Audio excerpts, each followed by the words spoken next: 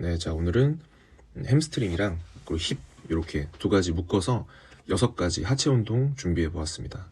자, 첫 번째로는 라잉 레그 컬이에요. 그래서 4세트 12번에서 15번 이렇게 진행을 해주시면 되는데, 이 햄스트링이라고 하는 이 근육에 대해서 먼저 설명을 좀 간단히 드리면, 이제 대퇴이두라고 하죠. 대퇴이두의 긴 쪽이 장두, 짧은 쪽이 단두.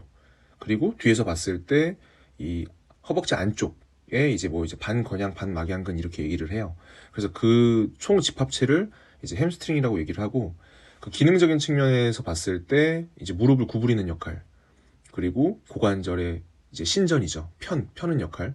그래서 이제 햄스트링 이게 좀 특이한 게, 예를 들면 내가 만약에 이제 앉아 있을 때는 좌골 쪽은 이완이 되고 이제 무릎 쪽은 반대로 수축이 돼요. 근데 반대로 내가 서 있을 때는 좌골 쪽은 수축이 되고 무릎 쪽은 또 반대로 이완이 되죠. 서로 반대거든요.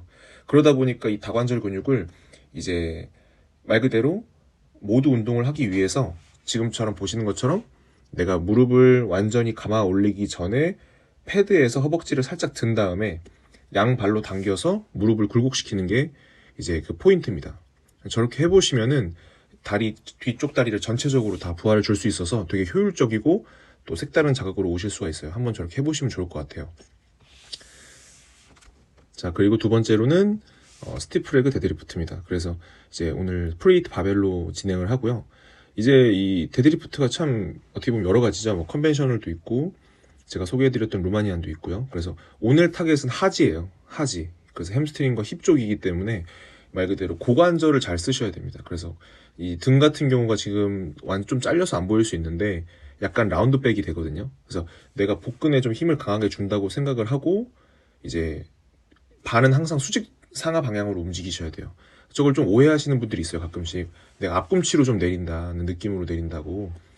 그렇게 되면은 모멘텀이 걸리죠, 허리에. 그러다 보니까 무게중심이 틀어져서 반대로 스티프 할 때 허리가 아파요, 많이. 그렇기 때문에 항상 무게중심 내 몸의 중앙에. 근데 햄스트링에다 조금 더 부하를 주려고 하다 보니까 이제 하강할 때 무릎을 조금 뒤로 미는 거예요. 그래서 무게중심 자체가 뒤꿈치로 받습니다.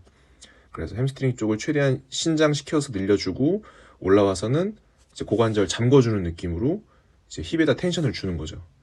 이제 그렇게 해서 스티프 레그 데드리프트를 진행을 해주시면 되고, 그러다 보면은 상당히 고중량으로도 스티프를 하실 수가 있어요. 네, 지금 보시는 것처럼 진행을 하시면 됩니다. 항상 몸의 중립이 제일 중요합니다. 그래서 라운드 100처럼 보이는 건데 사실 중립 자세예요.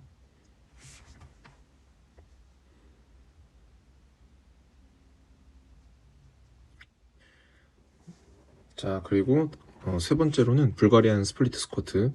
이제 양쪽 발 12번씩 이제 묶어서 한 세트로 4세트 이렇게 진행을 해주시면 되고요.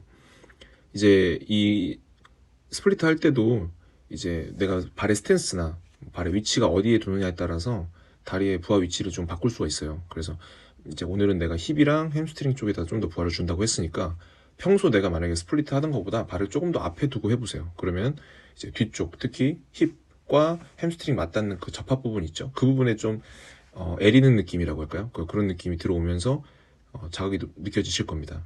그래서 항상 말씀드린 게 런지나 스플리트처럼 앞으로 내디든 다리에 그 부하의 중심이 있고요. 그러다 보니까 항상 그 앞으로 내디든 다리와 내 아랫배가 1차적으로 먼저 만나는 느낌으로 하강을 하셔야 돼요. 이게 무슨 말이냐면은 상체를 너무 이렇게 둥글게 말아서 하거나 너무 아래를 향해서 보시는 게 아니라 항상 몸에 정렬을 유지한 상태에서 아랫배부터 눌리는 느낌으로 하강을 하셔야지 내가 이제 온전히 다리의 부하를 잘 전달을 할 수가 있고요. 힙도 마찬가지고요. 그래서 이걸 하실 때 다리에 좀 더 많이 아픈 느낌이 드실 수가 있어요. 근데 계속 그 전이를 힙으로 주려고 좀 계속 해보시는 게 좋아요. 자, 그 다음은 스미스 머신에서 진행하는 와이드 스쿼트. 그래서 20회 플러스 표시되어 있는 거는 한계치까지, 이제 못할 때까지 하는 걸 의미합니다. 그래서 이 와이드 스쿼트를 할 때는 말 그대로 발을 넓게 벌린다는 의미보다는 사실 발의 각도를 조금 평소보다 한 45도 정도로 각도로 한다고 할까요? 좀 더 각도를 좀 넓게 벌리는 거예요. 그런 의미로 와이드 스쿼트고, 그러다 보면 거기에 맞춰서 이제 발 대퇴골의 방향을 발끝에 맞추는 거죠. 그렇게 해서 이제 안쪽 내전근과 힙과 햄스트링 전체적으로 주게끔 하는 거고, 이제 무게중심이 고정되어 있는 이 스미스 머신에서 하기 때문에 이제 평소보다 발의 위치를 조금 앞에 둠으로 인해서 상체를 좀 세워서 진행을 해줘 보시면 좋을 것 같습니다.